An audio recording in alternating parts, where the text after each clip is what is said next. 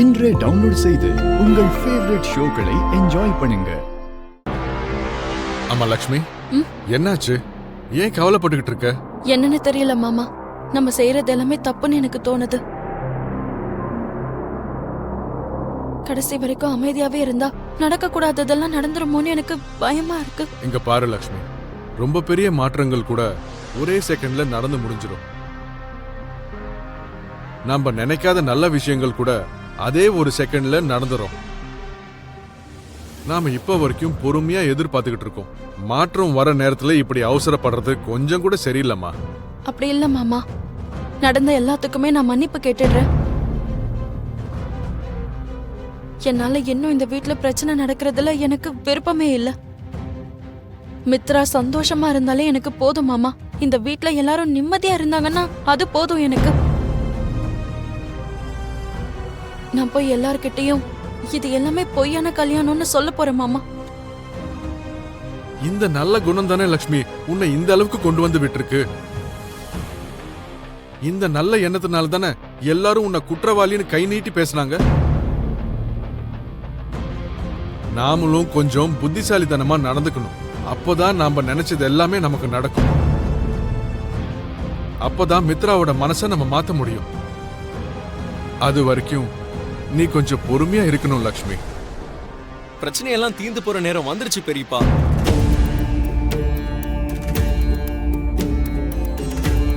இனி நம்ம காத்துட்டு இருக்க வேண்டிய அவசியமே இல்ல. என்ன பேசிக்கிட்டு இருக்கடா? அண்ணனுக்குள்ள என்ன மாற்றம் வரணும்னு நாம இந்த பொய்யான கல்யாணத்தை செட் பண்ணோம். அந்த மாற்றம் அண்ணனுக்குள்ள வந்துருச்சு.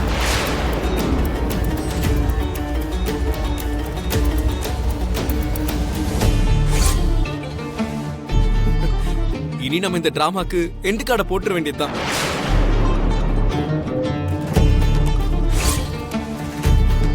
நீ என்னதான்டா பேசிக்கிட்டு இருக்க? எனக்கு ஒன்னும் புரிய மாட்டேங்குது. அண்ணி இன்னொருத்தனை கல்யாணம் பண்ணிக்க போறாங்கன்னு தெரிஞ்சதும் அண்ணன் தான் மனசுக்குள்ளேயே கவலைப்பட்டுக்கிட்டு இருக்கான்.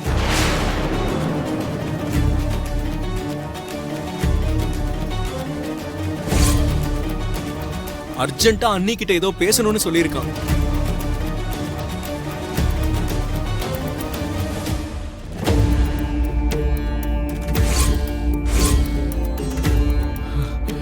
நீ சொல்றது உண்மையாடா?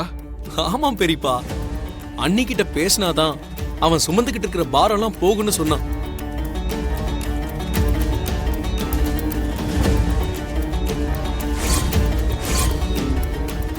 ஓகே அண்ணி, நீங்க இப்ப அர்ஜென்ட்டா அண்ணன் கிட்ட போங்க.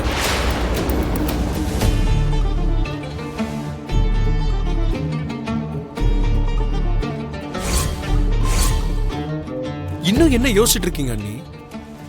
தலைகீழா மாறும் நினைச்ச உங்களோட வாழ்க்கை இப்போ பழைய மாதிரி மாறப்போது அண்ணி. உங்க வாழ்க்கையை நீங்க திரும்ப ஆரம்பிங்க அண்ணி. ஓ லக்ஷ்மி, மித்ரா உனக்காக அங்க காத்துக்கிட்டு இருக்கான். மித்ரா கூட நீ சேர்ந்து வாழ போற வாழ்க்கை உனக்காக காத்துக்கிட்டு இருக்கு.